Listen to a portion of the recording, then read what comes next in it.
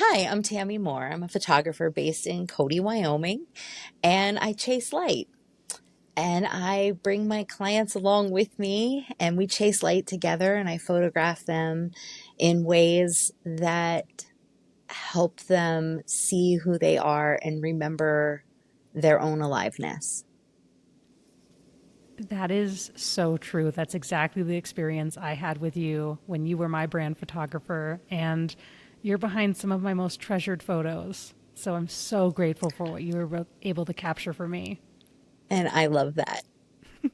Well, That makes Tami, me so happy. well, let's get into it. Okay, let's go. Oh my God, Tami, I am just hyped that we're doing this because, oh my God, like catching up with you over the phone of the different projects you got going on and me having revisited, oh my, one of my favorite I brand shoots do ever. I do want to talk about that. I really want to hear your perspective on that because I have an overall mission and I don't even know if I want to say it's a mission. It might even be considered a personal ministry for me.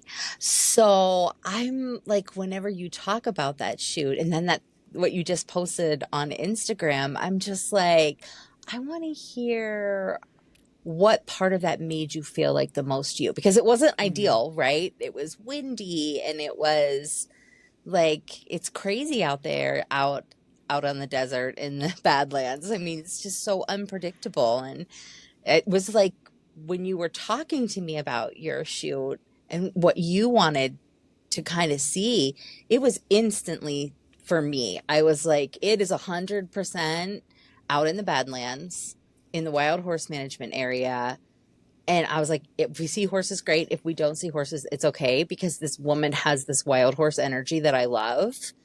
And I was like, this is where she needs to be. And of all Mm. the horse management areas, it was that one that really spoke to me the most. So I am so interested in knowing what that location brought out in you that made you feel authentic to who you are, because that shoot, like all my shoots, gets better and better the longer it goes on, and I'm Mm. just like, and so I always love that. I'm like, this is gonna get better. And it did. Yes. Yeah, I did have to warm up a little bit because I'm a little even more free spirited now than I was when we met up for the first time. But I mean, I'm in so many periods of transition over the past couple of years and now. But back then, I think I had just landed on Unbridled Form as the brand name. It was still pretty fresh, and I was leaning into this edgy but soft side, trying to figure out what that meant, wanting to really embrace a lot of the dualities of who I am and who I wanted the brand to be. And just something about that location, it's just so expansive, it's so raw, it just is what it is. There's the drama, but it's not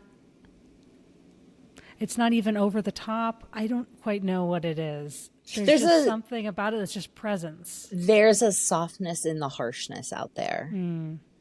When the light starts getting lower out there and it takes the hard edge off of everything, it is really something special.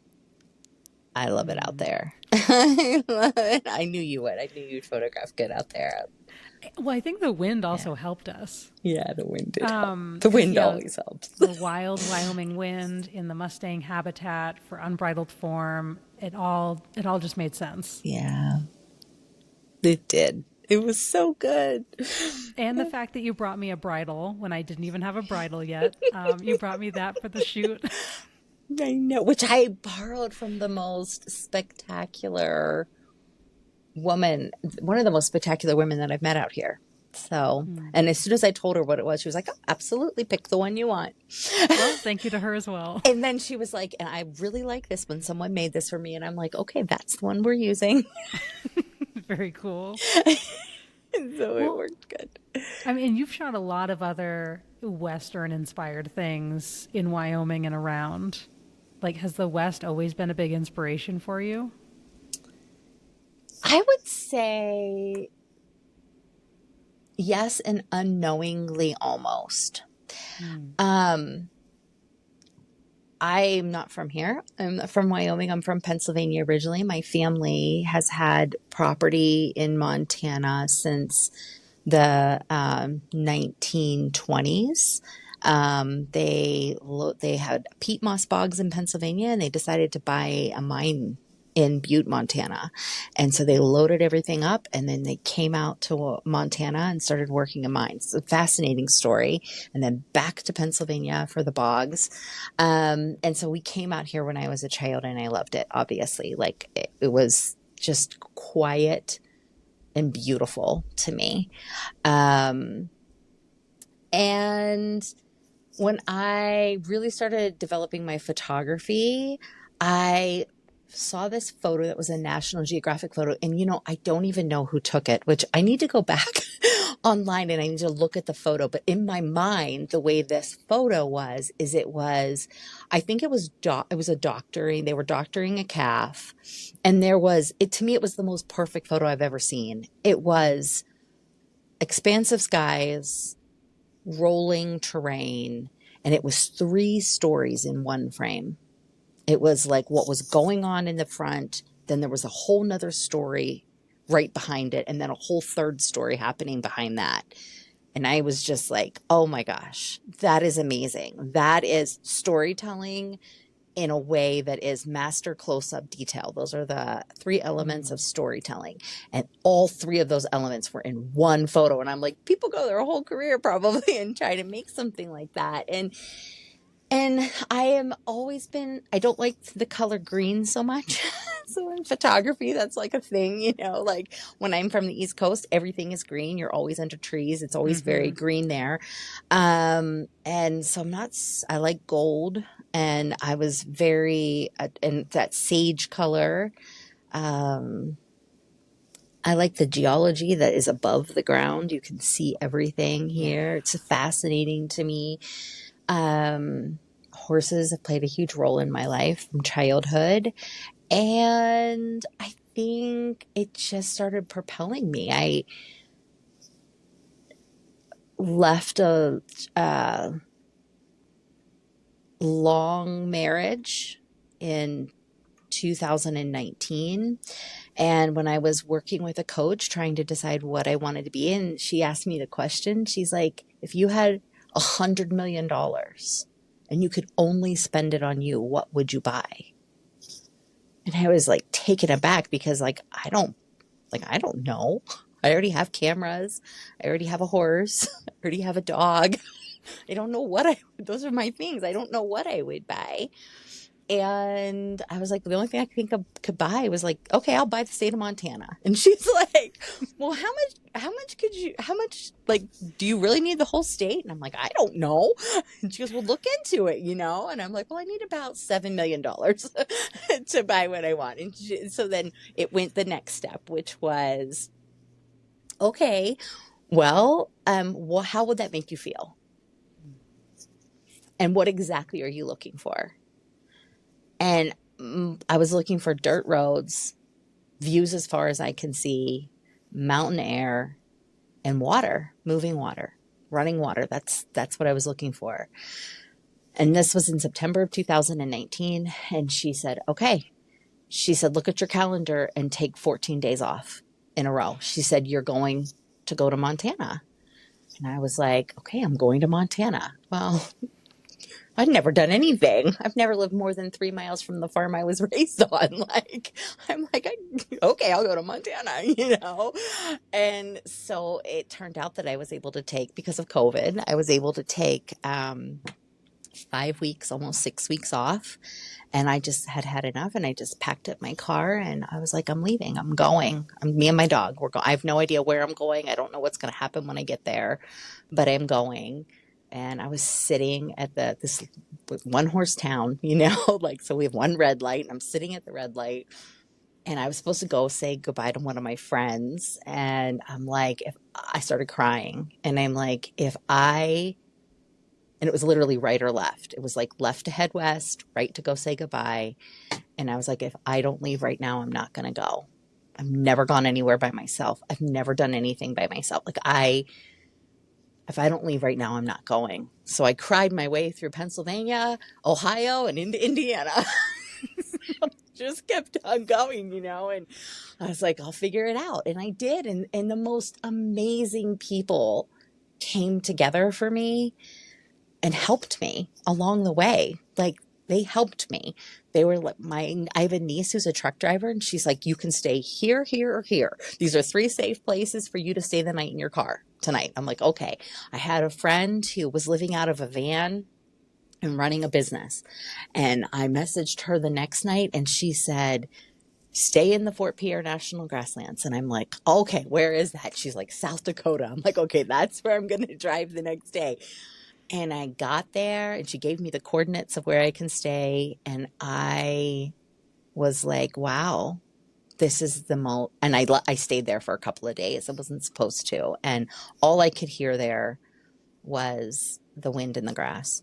And I could see grass and sunflowers, and that was it. And I was like, this is peace to me, and I'll figure this out. And I did. And it was just experience after experience after experience. There was a jazz band playing at the next stop I made was a 10 o'clock at night, and there was a jazz quartet. I was in South Dakota in the Badlands in the national park at some I had no intentions of staying there. And I saw this campground in this basin, and I was like, okay, I'll stay here. And I hadn't seen any bison left. And I was like, well, I'll just stay the night here. It's getting dark. And found a woman who was by herself and say, hey, can I pop my tent beside you? And she's like, yeah, no problem. And climbed into my tent, and there's just through the little window in the top of the tent, I just stars. And then next thing I know, this jazz quartet starts playing, and I'm just like, this is my life. Woke up in the morning, opened my tent, there was buffalo all around the tent, and I was just like, this is getting good. This is just starting to get good. Came into Wyoming, loved Wyoming, hadn't planned on staying in Wyoming, ended up staying in Wyoming for almost a week, went to Montana, went to Idaho, came back to Montana, came back to Wyoming, and stayed for a couple weeks and met the most amazing people along the way. So I think the West has influenced my work in ways: freedom, openness, wild beauty, untamed spirit. The wind is so amazing here. The water is so amazing. I had great personal healing happen on that trip. Met a woman. It's the most random things like it happen here for me in Wyoming. I meet people, and it's like, wow, who am I right now? Like who am I right now? I don't even know. And I think I knew immediately. There was a river over on the reservation, and I was over there with a friend of mine, and I met a woman, just a random woman, and we started talking, and she was like, I'm like, yeah, I'm really trying to make this photo. I just want to make this photo of this wild horse down by a river. We're sitting there, we're talking, we have the most profound conversation. I'll never forget what she said to me, and I don't even know what her whole name is. And she said to me, what if you leave all your trauma behind you and you embrace your perfection right now? What would that feel like? And I was like, indeed, what would that feel like? And then she points to me, and I turn and look, and there's this wild horse coming right along the edge of the river. The most beautiful photos. And so these are the things that have happened here. And so then I knew right then and there was no way I could go back to Pennsylvania. There was no way. There was no way. I was making work that was so meaningful to me, so healing to me, so filled with light, that I knew I wouldn't go back and be happy there. And that this was my one life. This is it, my one beautiful life, and there's not another one to be had. Not in this timeline, not in this body, not with the people that I am surrounded by. And I needed to make a decision. And so I did. I said, my work belongs in Wyoming. I belong in Wyoming. And I don't know what there is exactly for me here, but I'm going to figure it out. That is incredible. And so I think that's the influence. That's the Yeah. light is the influence for me. My work is for people who are seeking light, people who are helping others, people that are holding the light for other people, and people that need reminded of their own light. That might have been why I like cherish the shoot together so much. Right? I mean, I don't remember how much we talked about this, if at all, but I experienced a lot of trauma in Wyoming that resulted in a brain injury. And it was the month that I started my business. So I guess, yeah, maybe a year or so before you and I connected. And Wow. so the West really cracked me open, cracked my soul open every time I moved from Colorado to Wyoming and now Montana. And Wyoming was incredible in its own way, but it also was surrounded by a lot of bad too. Yeah. Yeah. And so I had this experience when I came to Montana. Like when I was in Wyoming, I was trying to find horses to ride. Once I stopped working on ranches, I was, running my business, trying to connect with the people I feel like I'm meant to serve. I just was running into all these walls, like in my relationship and work and personal life. And then when I said enough and decided to move to Montana and ended up here outside of Bozeman, like the world just opened up for me. And last summer, the first summer I was here, I found like 15 horses to ride for free. Like a ton of owners just gave me their horses to ride, like exercising them for hunters I with their love pack that. strings. Yeah, it was incredible. And the world opened up for work. And I also found the love of my life. And all of these things opened up, I think, because I just hit that point, changed it up. And then the world opened up in response. It's interesting how that happens.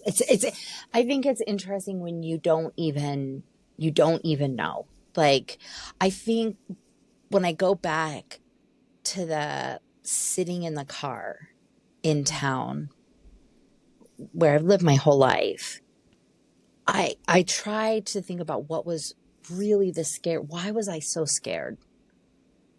I mean scared, like hyperventilating, hysterical crying, like Been there. afraid. And I read a book. I picked up a book that I hadn't read. I know, I feel like I read it, but I don't recall reading it, on the road, Kerouac. And he has this thing that he says in there, and it was like he realized he could be anybody he wanted. And I think that's what was so scary to me. The idea that I could literally transform myself into anything I wanted. That's huge, right? Like when you really think about it, it's like doesn't matter who I am, who my parents are, who my husband was, the things that had happened to me. It doesn't matter. I'm choosing to carry with me what I want to carry with me. And I know that that's a simplification, but that's what was scary to me. And I didn't even realize it because I didn't know where I was going. I had no itinerary. I was just going to Montana. Like my brain couldn't even function on exactly where I was going. I had no clue. I had a sleeping bag and a tent and a dog and a cooler. And I was like, and cameras and a journal. And off we go, and I think when we are open to just saying, this isn't working, something else is going to work, we'll find our way. Yeah, And just that curiosity, the even. curiosity, just having the curiosity about life and about people and about yourself, having your own curiosity about yourself what part of your story do you want to keep? And what part of your story are you ready to change? And what are you going to write in your future? Like, what are you writing into existence? What are you visualizing into existence? Like, it's a huge, it can be a hugely scary thing. Like it was for me Mm-hmm. anyway. Like that really was scary. I didn't like it, but I did it. I have to push myself.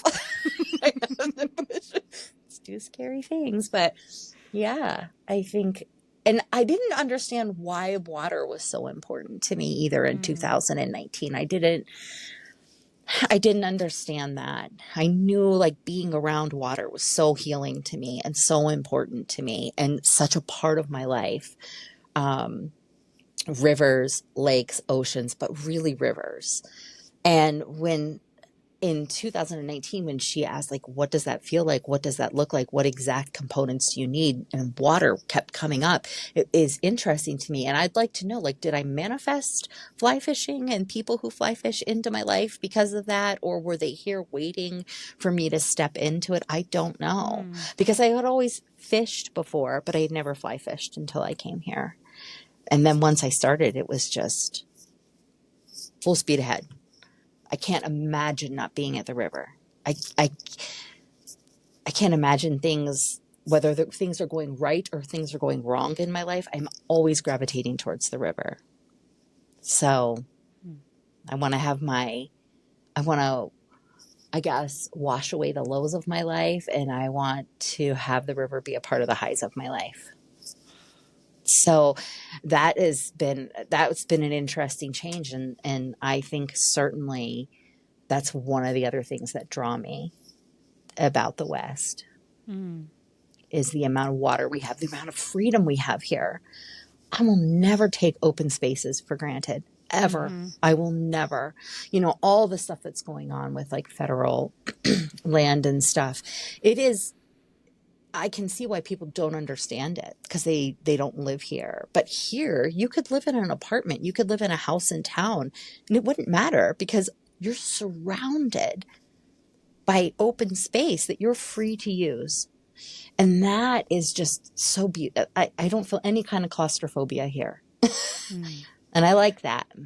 Did you ever feel when you first moved out from the East Coast? Because I moved out from Vermont, and there was a point in Wyoming where I really saw what Wyoming was because the first ranch I worked on was in Medicine Bow National Forest on the Colorado Wyoming line. And it had these beautiful gullies and draws that were like with water and trees. And it was so full of life and it was incredible. And I was like, wow, Wyoming is beautiful. And then I moved to real Wyoming, the rest of the state, and also thought it was beautiful, but very different. But anyway, just the point about how much is out there. Like we come from a place on the East Coast where it's so dense and intimate in the trees and Yeah. like the forests hold you and like the land is kind of there to cradle you. And then you come out west where it's just open and you're exposed. Yeah. That's a really interesting because I remember driving back. I had a wedding to shoot and I needed to be back. Like it was a hard deadline. Like I was like, I drove the whole way. I was in Riverton at the time. No, I was in Du Bois at the time actually. And I got in my car and I drove the whole way to Casper, which is, I don't know, what is that? A 3.5 hour, 4 hour drive. And I got there and I was sitting on the side of the road crying so hard I had to come back for 12 hours. I turned my car around and went back so I could stay 12 more hours and then had to leave the next day and literally was shooting a wedding in like 78 hours. Oh my God. Like and I remember driving back and I had never felt like I had never felt that Western Pennsylvania was closed in. I felt like I lived in the country and that there was lots of open space. And as I got through and I got into like Iowa, I was like, I don't like this. Mm-hmm. And the closer I got to Pennsylvania, like Indiana, Ohio, I was like, I feel so claustrophobic. Like I don't like this at all. And it's interesting now because I don't even want to really go back to Pennsylvania, except for my family and friends, because I don't like, it feels too tight there to me. Mm-hmm. I feel like I can't see and I don't like it. And yeah, I don't take this for granted out here. And I get why some people wouldn't like it. I do. It's definitely not for everybody. Mm-hmm. Um, but I don't take it for granted because it's definitely for me. Yeah, it's definitely for me. And the light here is spectacular. I mean, I'm a photographer. I mean, who wouldn't? I mean, it's just amazing. Mm. Like, there's not very many days in a row that go by without having some kind of beautiful display of light. And just watching how the shadows from the clouds, the way they roll over the mountains and across the prairie. I mean, it's all the things. There's a reason why all of our art galleries all over the country are filled with Western landscapes. Oh, They're yeah. they're inspiring, and the light is so inspiring, and it makes you see different. Definitely, Mm. because I definitely was going back and forth for a while between Wyoming and Pennsylvania and finishing out my contracts, and my work immediately transformed itself from being here. Yeah. Is there anything else from your old body of work or your previous bodies of work that still feel like Abs- something that's you? yes, absolutely. Personal projects. I'm a huge Mm. fan of personal projects for artists, and I've completed several, but I had one in particular, which was shooting the same horse in the same small paddock every day for 66 days. And I very specifically had a photo that I wanted to make, and that photo happened out of that. Um, but it was a huge stretch to do that. And I was using film and digital both. And I was just really pressure, like pushing myself forward, pushing my artistry forward. Mm. And I've done some other personal projects that I love, that are very dear to my heart, that it changed me in various different ways. Like I photographed shelter dogs, and I did the same thing, 66 shelter dogs. And it wasn't just going into a shelter. I wanted to take the dogs, figure out why they had been, some of those dogs had been in the shelter for 6 years. And I wanted to take those dogs and I wanted to find out what kind of home do they need, exactly what kind of home. And then I want to create a photo shoot that shows that dog in that environment. Oh. And that was an amazing experience. And I was all like, okay, this is going to be 50. No, that one wasn't 66. It was 52. I was going to do one a week and I was going to get it done in Okay. a year. Well, it took, I think, 2 years because of the amount of moving pieces that I needed, locations and volunteer handlers, and ended up bringing someone on to help me with logistics and stuff. And that was amazing. That was amazing for me. I mean, it was nice. Every single one of those dogs got homes from that, and that felt good. But what really, I think, as an artist was, and as a photographer, was really just really deep diving into how to tell these dogs stories and getting an effective story out of that would get that animal a home. So that was good. I liked that one, and that feels like very much like me. Mm. Um, And then I have some wild horse shoots from other places in the country that, feel really good. Amy, I think I'm in all of my work. I'm in my East Coast work. I'm in my work here. I'm in the photos I take of other people, whether it's their weddings or their families or their businesses.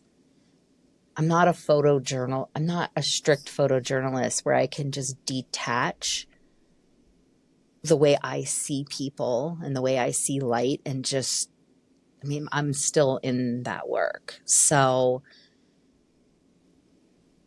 there was a time in my life where I didn't have a voice. And that camera and photography was my voice. It's how I communicated. It's what I had to be me when everything was not good. And the only way that I could communicate was through photography and making photographs. And that's why I was so obsessed with light right from the beginning. I didn't want any shadows. I didn't want any darkness. I wanted all the light. I wanted it all the time. And that's why it's so important to me.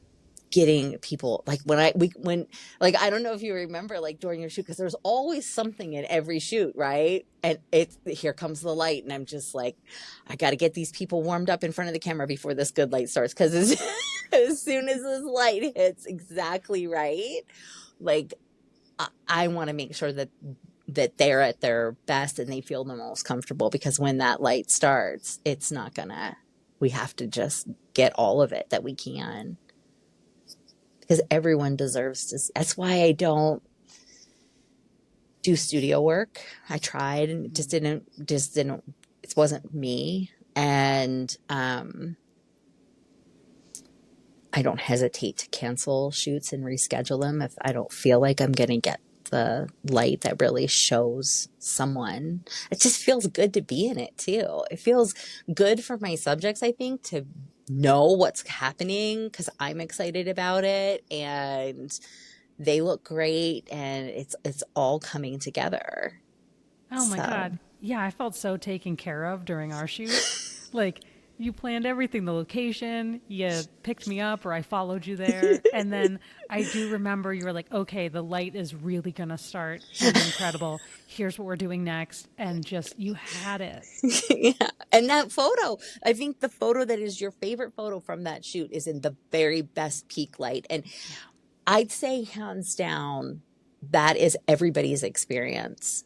I don't think that that's an abnormal, that's the experience. And that was even the experience in Pennsylvania where the light was a little more tricky.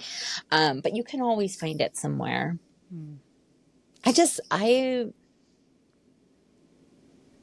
That it's important to me. And I'd rather not shoot. That's why I always have 2 dates for a photo session. I don't know if you remember that or not. Like, I always have a primary date and a backup date. And I don't really need backup dates in Wyoming because of the weather, but I do need them occasionally because of the light. Fair. So I'm always like, let's have 2 just in case. Yeah. So Well, either way, there's something really powerful about working with someone who sees you fully and sees you in the way you can be seen by others fully before you really see yourself. And I feel like that's what you do. thank you. I think that I want people to have a reminder of their aliveness. I think we all need that. And whether that is me taking a photograph of them in an area that feels authentic to their story in light that is beautiful, and they have the experience of getting that photo taken, then they have the photograph to remind them of that aliveness, or whether it is a photograph that I've taken that they keep coming back to on Instagram and keep looking at or want to hang on their wall or whatever. Like, I want people to have that. That is important to me. That I do not share a lot of my work. I I don't like it. I don't, it's a lot of it is very personal to me. So I struggle with that, but also I want people to have it. So it's like challenging sometimes, I'm like, well, the time is right. I'll dig that out of my archive. But yeah, we all need reminders of that. We're alive right now. And we're here. No matter how hard things are, no matter how bad it is, you're alive. And there's beauty to be found in all situations, even the hard ones. Annie Leibovitz, she's a fantastic photographer. I'm a huge fan. And she did She worked for Rolling Stone. She was a photojournalist. And back in like the 70s and 80s, I think she was the last person to photograph John Lennon, which is, he was like literally, I think, um, died that evening. Wow. Um, and she does all kinds of like editorial advertising, that type of work. But her partner was sick, I think with cancer. I can't remember. And she took this series of photos of her dying. And I looked at those photos and I was like, those are beautiful photos. Like, they're beautiful. Like, it was a hard time for both of them, I'm sure, excruciatingly painful. And those photos are still beautiful. So I think we need I think we need reminders of that. You're Mm-hmm. alive until you're not. Until you're not. Yeah, until you're not, no matter how hard it is. Do you think people know when they come to you that they're looking for that depth and that experience? Or do most folks come to you just to capture something, to capture what's on their mind or their hearts or I don't think a lot of them know from the beginning, but it becomes apparent. I think because that's me coming out. I think that's the artist's rendition of that person, right? Whether it's art or photography, it doesn't really matter. But the experience is important to me. I want people to have a good experience during the shoot because I think that matters. oh yeah. I don't want to create these photos. Like, if I would have created that photo of you in that beautiful light in post production, it wouldn't mean the same thing to you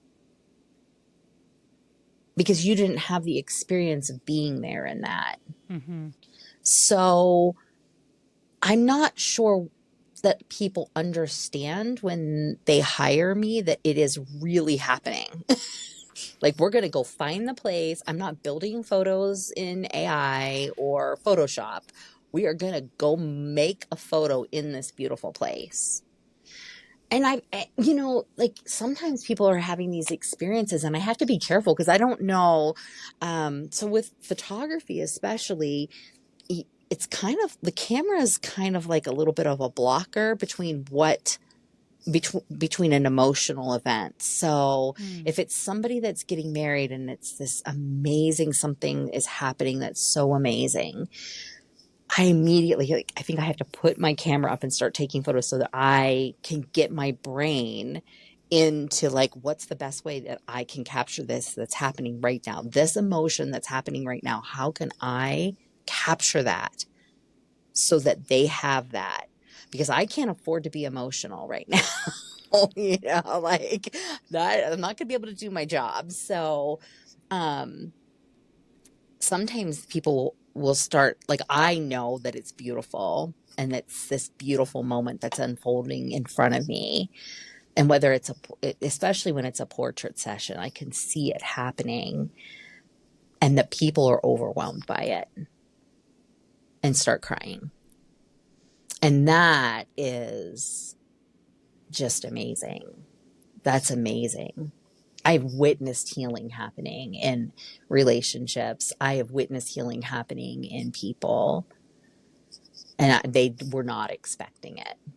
They were not expecting it to happen. So those are fun.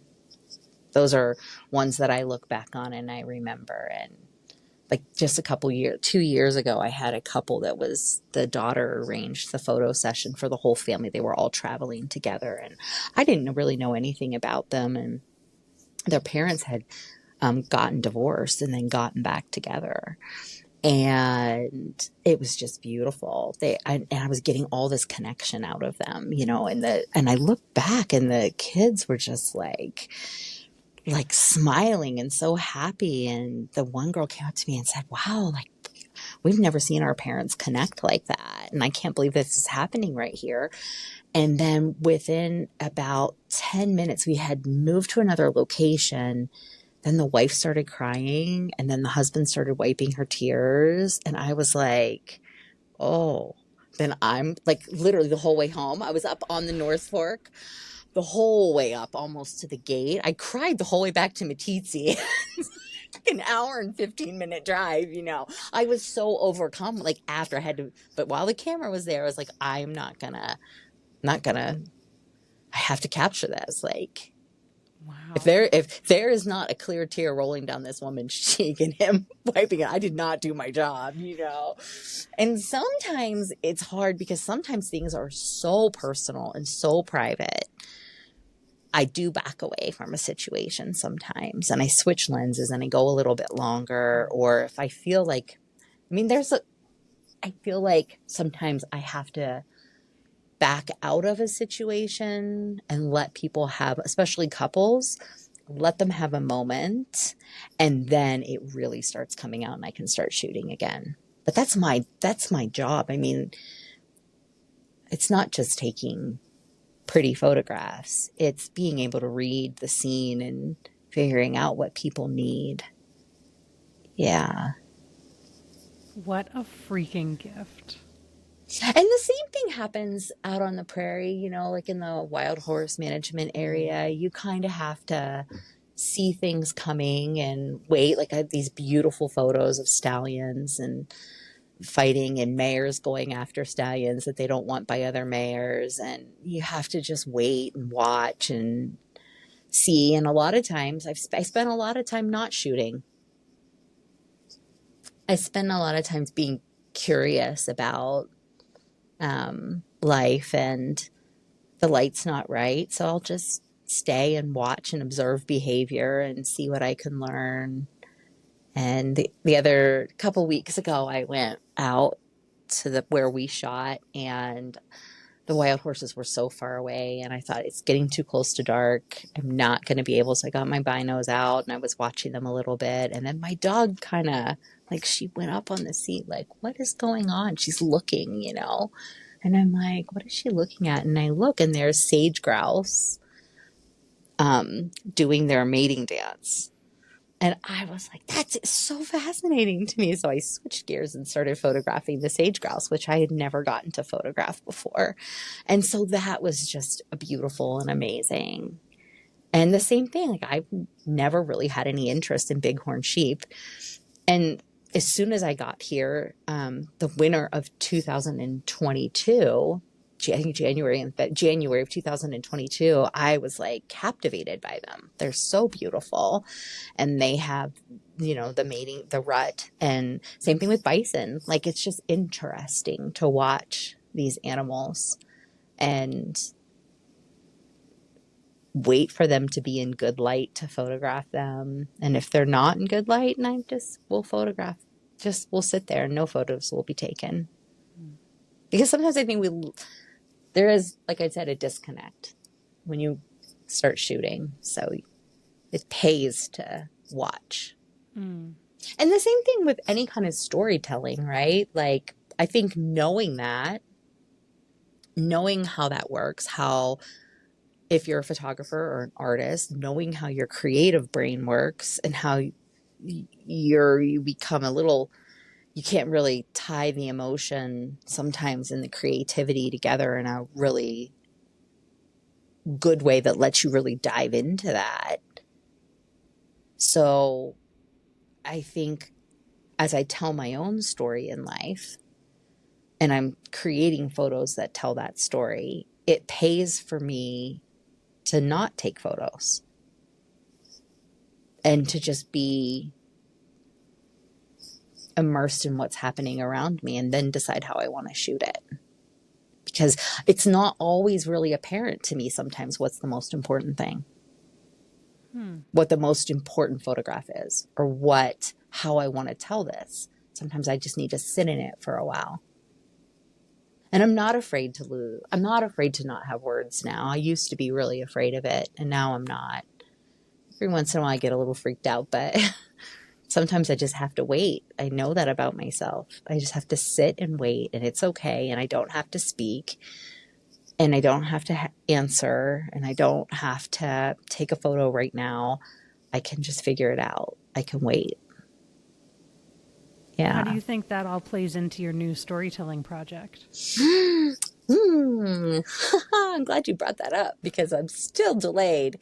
Because I keep, you know what, it's so, like, so interesting to me because every time I think I have it exactly how I want it, and this is a little bit of perfectionism, which I know is not really that good, but every time I think I know how I want it, I think of a bigger platform for it. Oh my gosh. So I am, I know, right? Like, I'm like, maybe self-publishing this isn't the right way. Maybe the right answer is to submit as a column to another publication.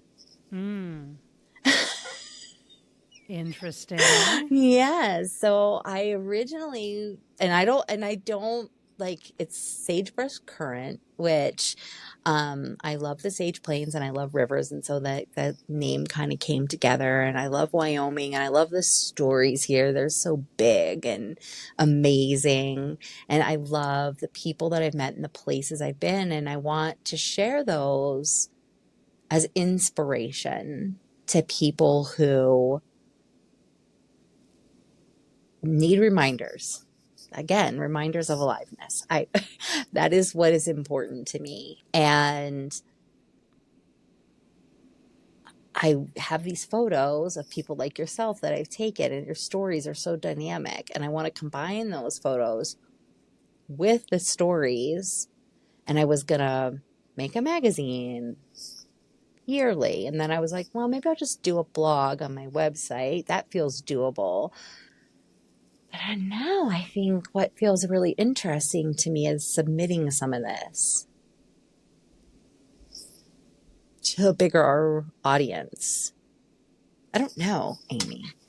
I don't know. Well, I mean, if we take a step back, so truly just about sharing people's stories and giving people an invitation to see people and experiences the way you see them. Is there anything else underlying this body of work? Um, Always that people can have not the same experience of themselves that I've had of them, but that they can see themselves through somebody else's perspective a little bit, which I find most people are shocked about when they see the photos. Especially when I'm like, well, there's no Photoshop. I don't do Photoshop. I don't like changing the way people look.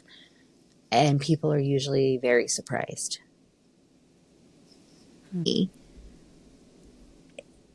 friend of mine who's a photographer in Pennsylvania, we were having a conversation about storytelling. And she said something to me that I think is just amazing. And that is that we are given stories to tell. And if we don't tell our story, we will not be given an opportunity by God, the universe, whatever, to have more stories to tell.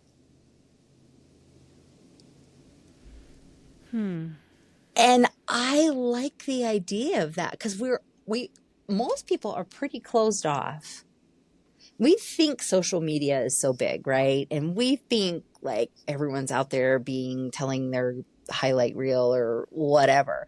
But most people aren't telling anything. They're not telling their No, story. They're not at it's a all. surface level share. Yeah, it's And a surface level share. And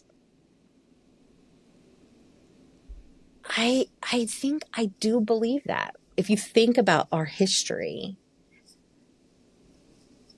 petroglyphs even, they're telling a story of something, right? Someone thought that herd of antelope was worth slowly and painstakingly carving into rocks. I mean, there is a story to be told there. I think we're meant to share our stories. And I think the people that are in our tribe or our family are meant to hear those stories because it'll help them find healing and find light and find a path forward and see that sometimes the darkness isn't so bad, because when you get into the light, then it'll be that much better. Maybe, No, hopefully. maybe not. Yeah, I was just telling someone today, I feel like the why behind what I do is selfishly that I just want to be surrounded by meaning and experiences beyond the surface level. Just to be surrounded by the raw, real stories of whatever form they take, wherever people have come to live them, and to not just always see the highlight reel of someone or see the one way they want to be presented, or to also not have offers of buy this now, do you want it, being screamed at me all the time. Yeah.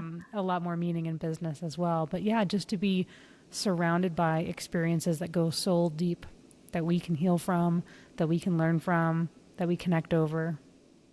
I love that. And I think that's the reason why we tell stories. I think it is. I do believe that. The lessons are there to be learned. I don't know. So I don't know what I still don't 100% know what the right way is for me to do that. I am working on it daily. Daily. I have a notebook full for it. I'm just like, don't know what to do. And then part of me is like, just pull the trigger on something, Tami, and get this stuff published. So yeah. Perfectionism. It gets us all at I some time. know. It's bad. It's bad. It's so bad. Oh my Yeah. God. Well, either way, whatever format it takes, everything you do is just so rooted in presence and identity and soul. I know it's going to be stunning and moving in any shape. Well, maybe it's just a book. Maybe. Maybe it's a book. I'm not sure. I don't know. I don't know, Amy. But I want it. I want it to happen. And I keep thinking I'll feel like a nudge towards something. I'm not sure. Yeah. But I think, like the stories, like I have read what you wrote, the questions that I sent you, and I learned so much about you, but also about me by reading your answers. Things resonated that you said, things resonated within me. And whether someone, I think what has been really interesting is reading the Q&As that I sent out to combine with the photos, is that some people had a very lyrical prose. They had a very lyrical way of writing, which I think you do, which is so beautiful and it's so you. And when I was going through the photos that I wanted to share with that, I mean, I really chose photos, I think, that were very much more abstract a little bit in nature, because they just matched what you said so well. And then there's other people that are very, I would say, more Hemingway in their writing, like not so lyrical, very wordsmithy, very like minimum amount of words, but this is the answer. And it was good. And it was interesting to see the photographs that I had taken of them and how that kind of matched up. So that has been an interesting part of the process for me, is because the photos are already done for all of these. And so to me, to go back and look through those shoots, I was like, oh, wow. It's interesting how much the way people's, even their writing style and their interview style matches up with the way the photos came across. So it's another reason why I'm excited about it. Let's talk about something else. I'm feeling pressured.